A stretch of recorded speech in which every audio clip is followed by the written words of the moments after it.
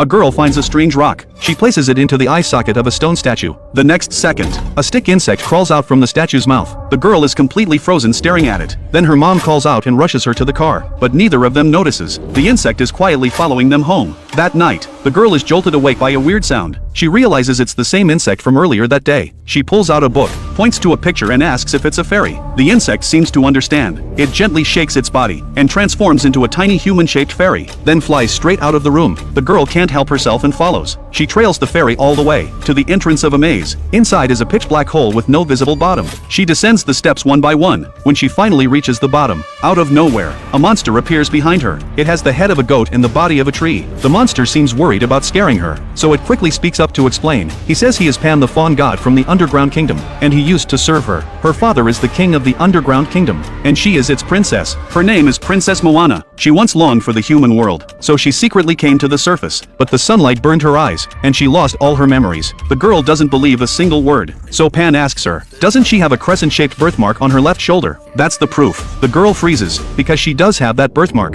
Pan then tells her, if she wants to return to the underground kingdom, she must follow the clues in a book, and complete 3 tasks. He hands her the book, and warns her, only open it when she's completely alone. That's when the tasks will appear. She opens it right away, but the pages are completely blank. By the time she looks up, Pan has already vanished. The next day, she opens the book again. This time words actually appear on the page. The girl is thrilled. She starts her first task. She needs to find a withered old tree near her house. Inside lives a giant toad. She must place 3 magic stones into its mouth to retrieve a key hidden inside its belly. She takes a deep breath and crawls into the hollow trunk. It's dark and wet in there, and covered in disgusting bugs. She pushes through the fear, and crawls deeper and deeper inside. Sure enough, a massive toad is waiting at the end. She tells it she's the princess, and demands the golden key. But the toad has no idea what she's saying. Then a bug crawls right onto her face.